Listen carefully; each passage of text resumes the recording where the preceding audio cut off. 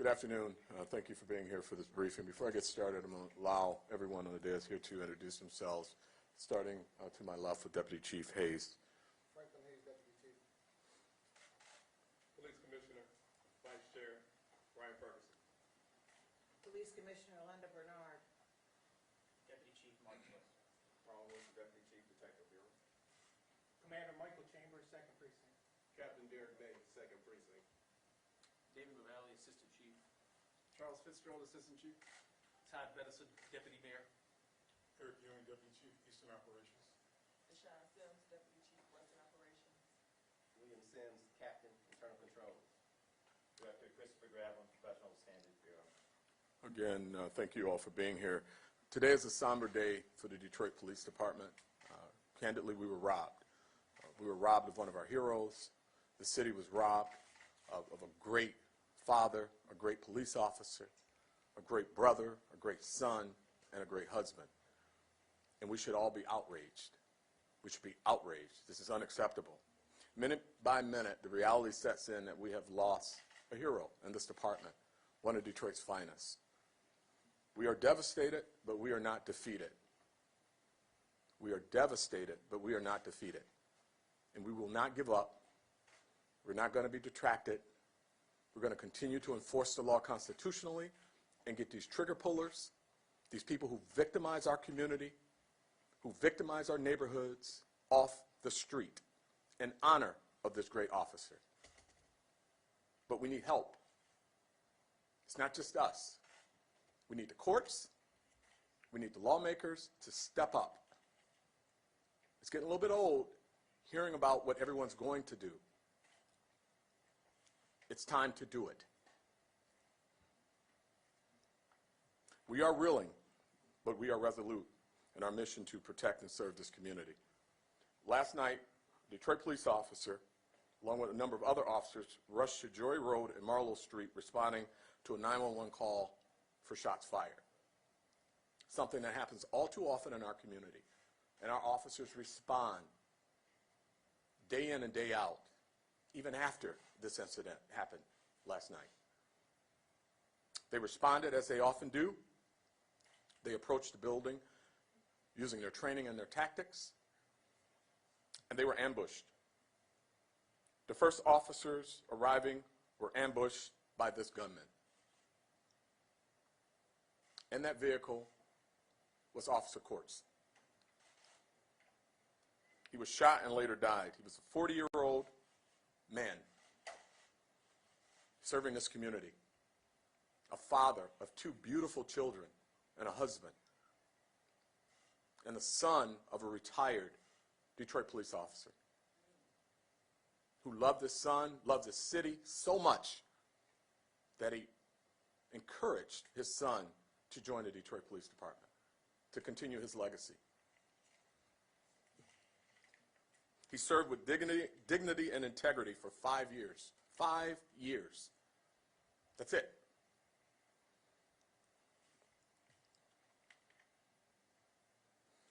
He was without a doubt a hero.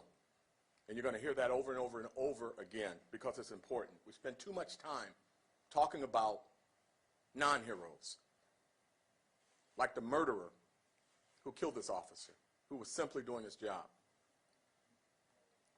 To his family, words cannot say what I need to say. I don't have the words. It's unconscionable. Yesterday was just simply the worst day of this family's lives, period. I don't have words to make them feel better. I can only tell them that over time, the pain may get a little easier, but I can't guarantee it. The only thing that I can promise you is that we will never forget him, his service to this community, and we will continue to enforce the law in his honor and others like him. But again, we need help. We lock them up, keep them locked up. If you violate the law, there needs to be a penalty for it. I don't see anybody fearing a penalty for it. To his partner, Officer Hudgens, she's also a hero. I've watched many videos in my 26-plus year career in this department. I've never seen heroic acts like the ones I saw this morning. Never. When they were ambushed, upon making that run, they had no chance. The officers responded in minutes. They had no chance. They had backup. They used their training and their tactics. And the murderer shot the window out of his apartment and immediately shot the officer while he was in the car. They put the car in reverse. The officers jumped out of the vehicle. Officer Court struck, attempted to gain cover, but he was already hit in a major artery. He was dying. He collapses down on the ground. His partner, Officer Hudgens, began to administer first aid. Other officers who were on the scene try to give them cover. This brazen murderer, after shooting the officer, walks out of the building and proceeds towards the officer's vehicle. Officer Hudgens has to make a decision. She wants to keep direct pressure, her training, applied to her officer's wounds so that he has a chance to live. Behind her is the murderer who is walking towards her with this assault rifle. She makes the decision to give her partner a chance to live, keeping her back to the assailant. I've never seen anything like that.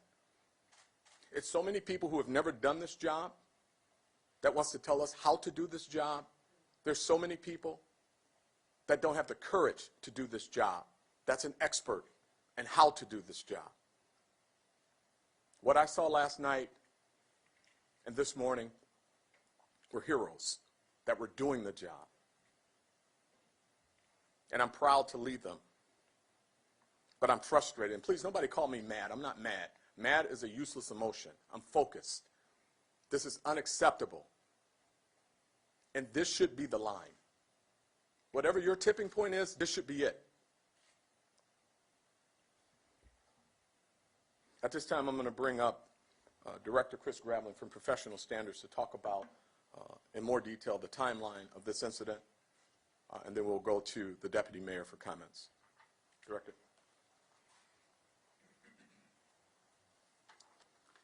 Good afternoon.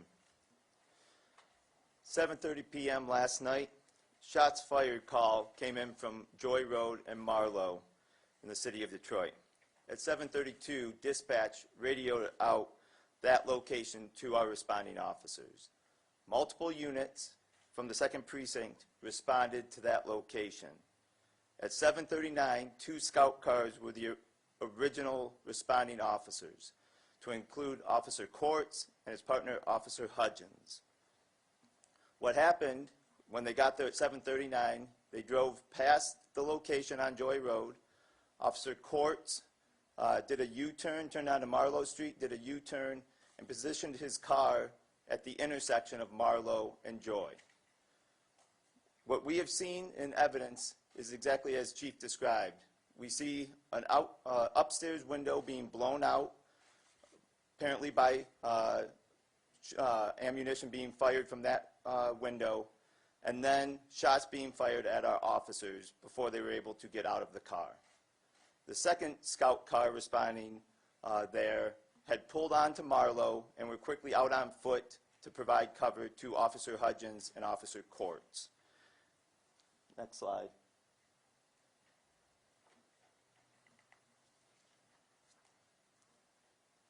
Two additional scout cars also arrived on Joy Road at this time. So at that point, we had 4 responding cars, 8 officers on scene. 2 of those officers, upon hearing the shots fired, ran back to their car and were able to receive their patrol rifles from their SUV and set up cover positions for our officers. At 7:41, so within 2 minutes of the initial assault, the suspected gunman walked out of the building with this weapon in his hand. This is a 7.62 semi-automatic Draco pistol. It is similar in caliber to an AK-47 and has a banana clip as well. This type of weapon is designed to fire multiple rounds in very quick succession. As he walked out of the building, the other 4 officers providing cover for Officer Courts and Officer Hudgens opened fire and struck the man several times, resulting in his death as well. All of this occurred within the first 2 minutes of them responding to this call.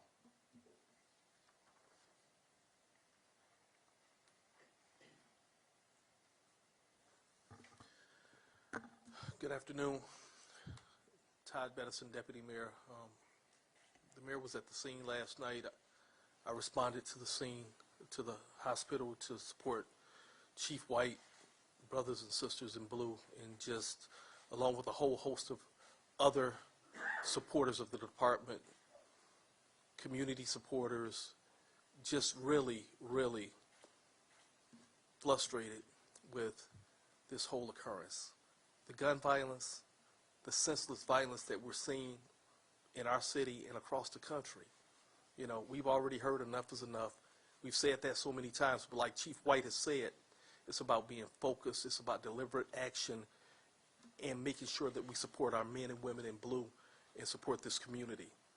And so, to the court's family, we will never forget. We won't. And at the appropriate time, we will do everything to make sure that we continuously wrap our arms around the family and continue that support. And then to my DPD's finest, to the men and women that serve each and every day. After what happened last night, the chief spoke to it. You all have scanners. Those 911 calls continue to come in. Our officers are right now answering and responding to protect this community. They're heroes, sheroes, and they continuously do it over and over each and every day. And we have to support them, we have to keep them upright, and we will as a community. I've received many calls from just supporters, the community, even activists, folks who don't agree with us all the time, but they're sending their prayers and well wishes to the chief, and many of them will be holding candlelight vigils for this officer, and we will come up with a solution, and we will work, and we will continue to push and make sure that what happened is not in vain, and we will not settle until we make a difference. So, Chief, Thank you. you definitely have my full support, and thank you all. And if anyone has any questions, we're more than happy to answer them.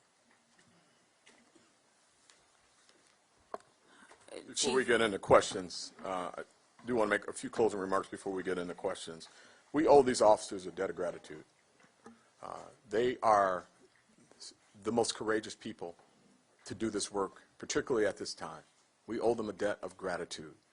When you see an officer, remember that. Please. They deserve your support. I support them. This command team supports them. And I am unapologetic about supporting our police officers. They demonstrate excellence in policing day in and day out in a time of extraordinarily high scrutiny. They show up and they perform with the highest level of integrity.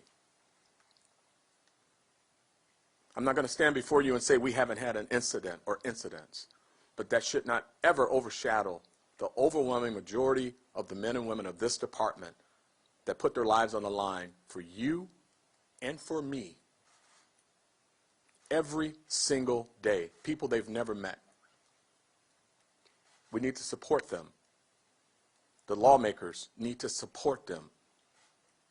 The courts open up, have trials,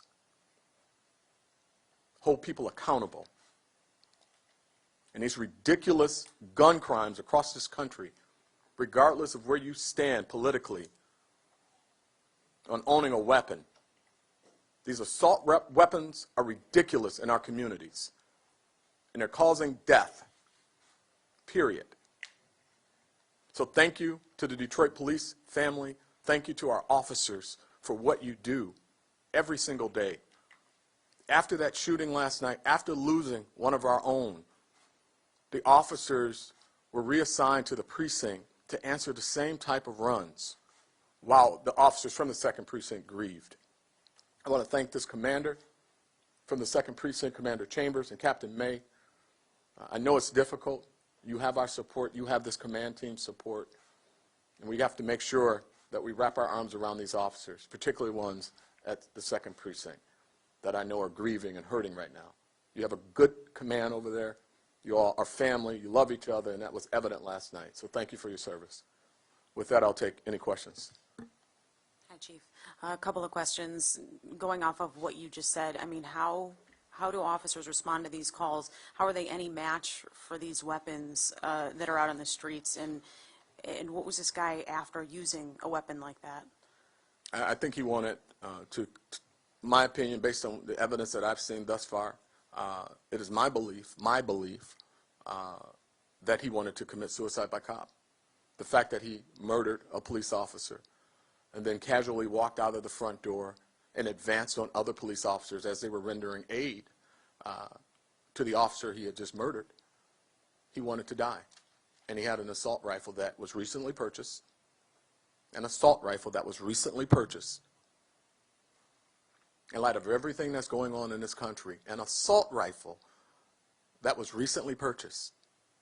Counterintuitive that we would be selling assault rifles at this time. We can't even slow that down. So after murdering the officer, he's now advancing on other officers who followed their training, acted appropriately, and stopped the threat. And then when they were done administering first aid to the officer, you know what they did? They administered first aid to the person who murdered the officer. What more can they do? Elaborate a little bit on Officer Hudgens' actions. I mean, she had to make a choice there that is unbelievable. She made a choice that many people in the same circumstance would say they would make, but it's the first time I've ever seen anyone make it. She made a decision to put her life not on the line.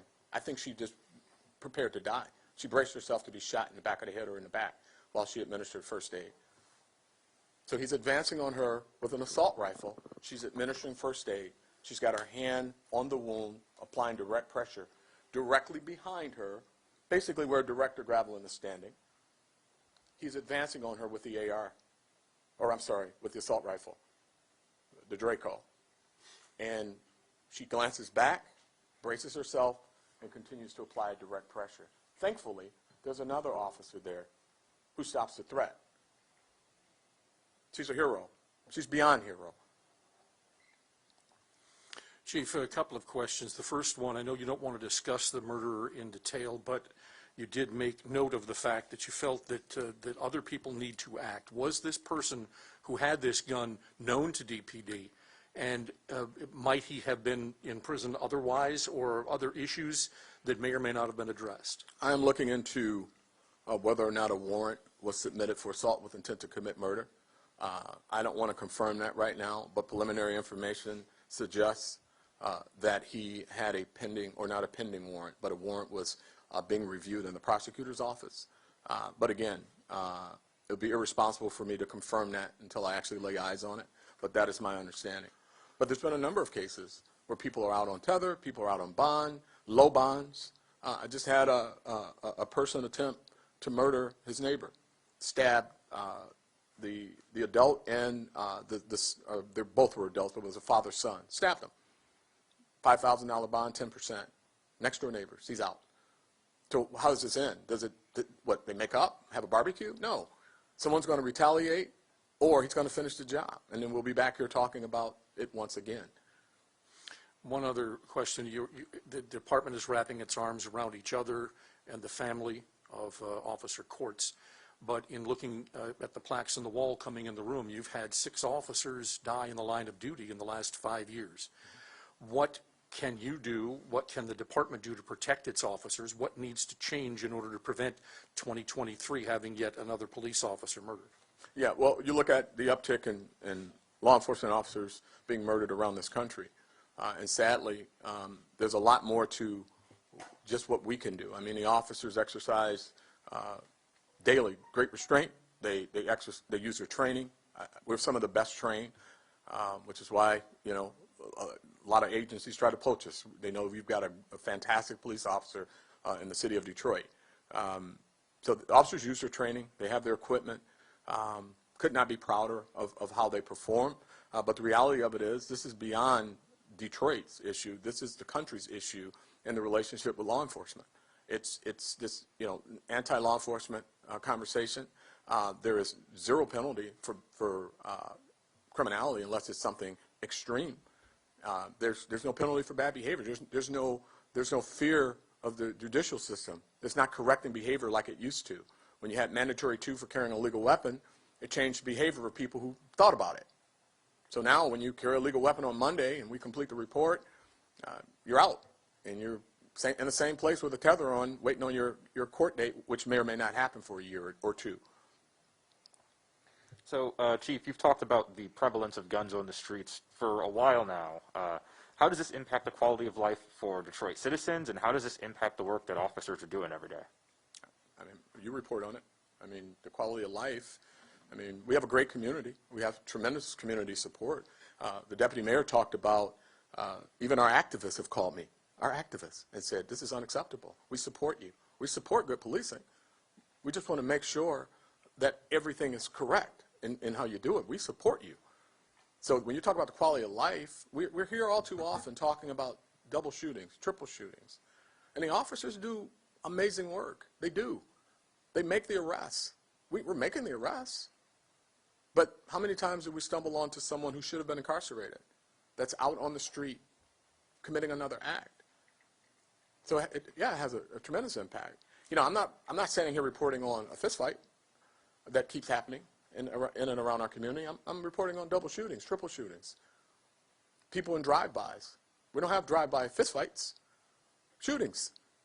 So we need to have the right conversation. Illegal guns.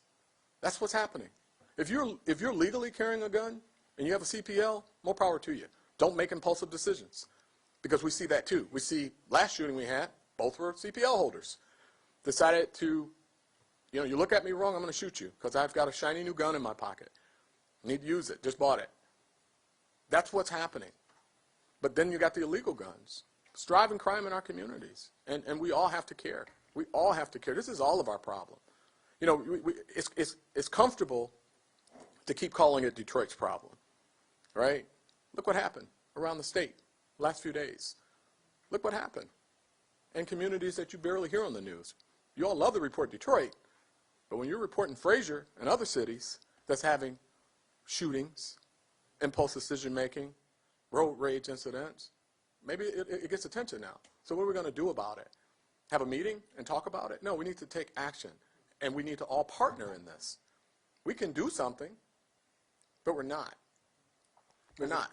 We're not doing enough. And so I got a dead police officer, and candidly, it's heartbreaking to look at these officers. But do you know what I dread beyond looking at the faces of my officers? What I'm dreading is having to tell, once again, that mother, that daughter, who cried out when she learned her father died. And out of respect for her, I will not tell you what she said. But every member of my command team was standing there, and there wasn't a dry eye. Has the department figured out a way to slow down the prevalence of assault weapons getting into the city? Yes, and we try, okay, but again, the officers do amazing work. But we are not the whole judicial process, right? We submit warrants. Warrants get reviewed. Warrants get signed. Courts, penalty, absolute penalty. We're not part of the penalty process. We submit warrants.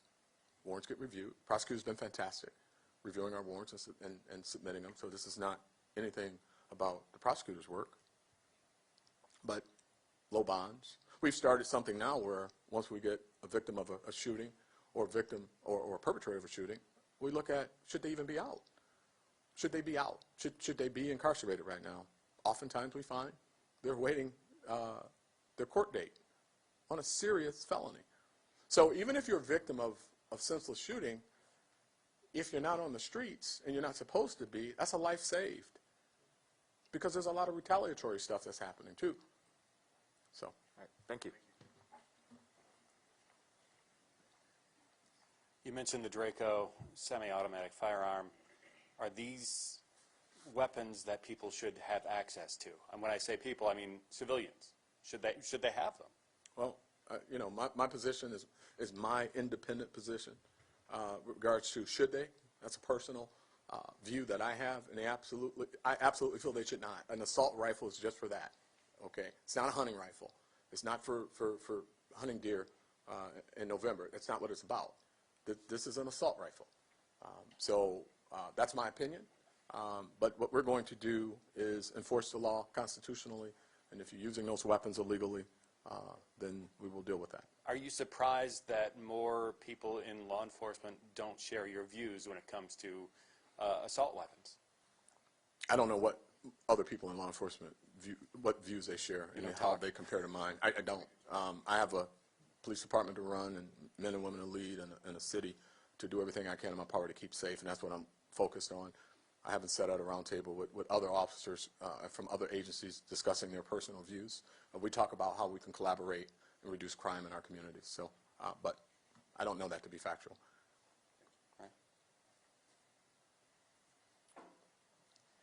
Hi. I was wondering if you were able to reveal the name of the suspect. We have a confirmation on the name of the suspect. Yeah. We can provide it. Okay. We'll get it to you. Awesome. I didn't want this to be about him. I want this to be about our hero. And so I purposely did not want to talk about the murderer by name. But we'll get the name to you. Do you know if he purchased the gun legally? We're looking into the facts surrounding that. We know at this point that the gun was purchased within the past 2 weeks. We know that he was likely present when the gun was purchased, but I have not confirmed if, in fact, he purchased it. But we're looking into it. And then I know you said you didn't want to talk about this right now, but I guess I have to ask. You said there was a warrant, or you think there might be. Does he have any priors with the department, or was he sort of on your radar? He wasn't on our radar from the standpoint of we're looking for him.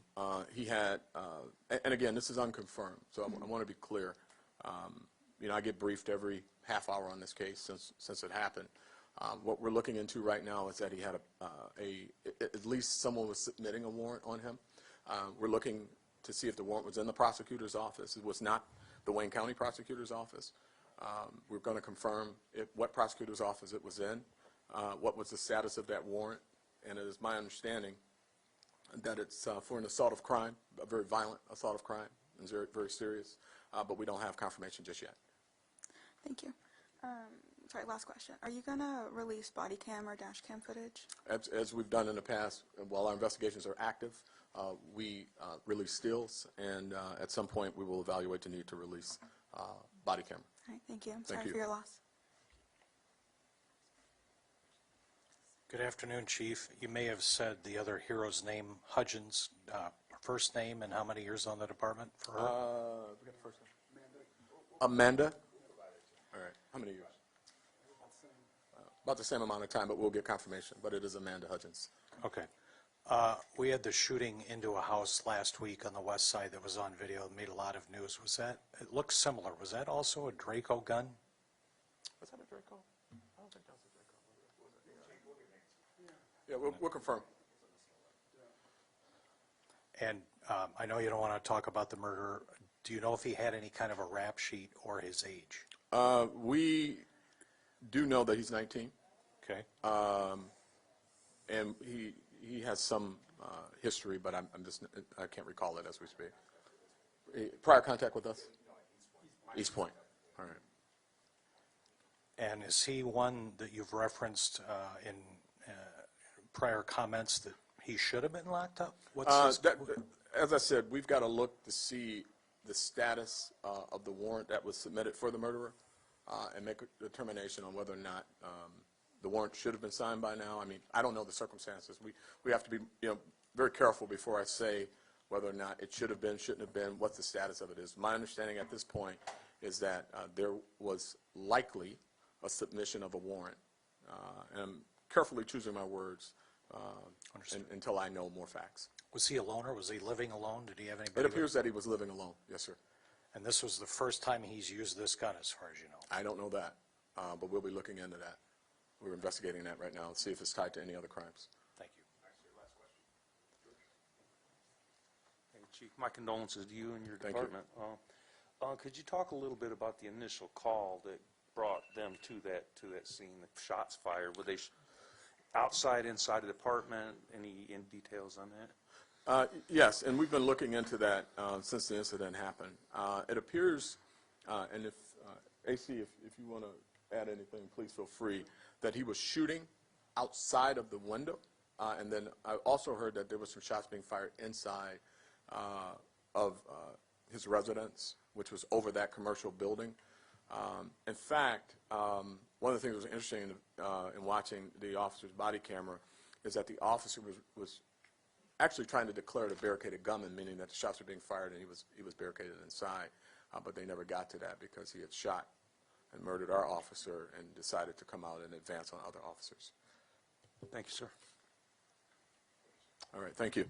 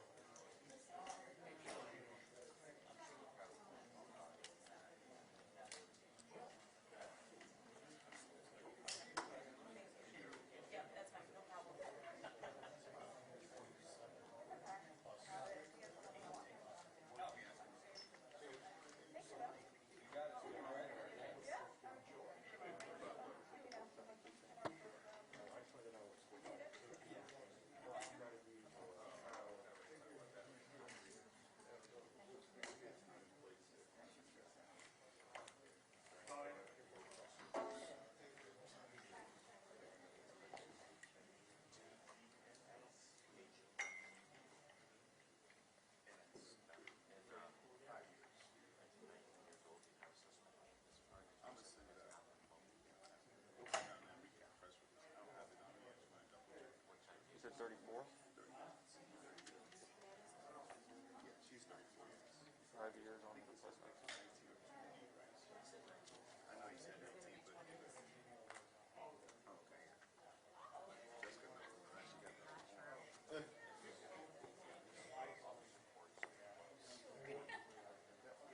I'll give him 30 minutes.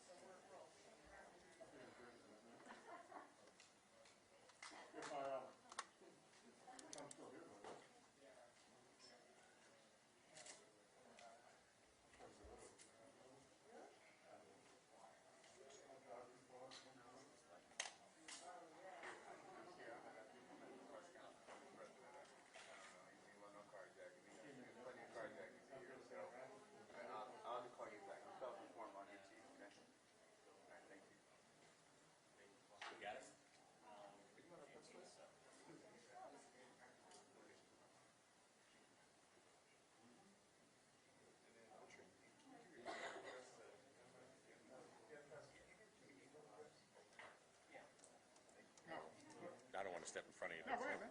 Oh, they changed it. No, I got it. That's me doing Oh, it. can you back it up for me? I'm shooting something right now. I mean, what do you need? What you need? I'm going to go back to the. Here you go.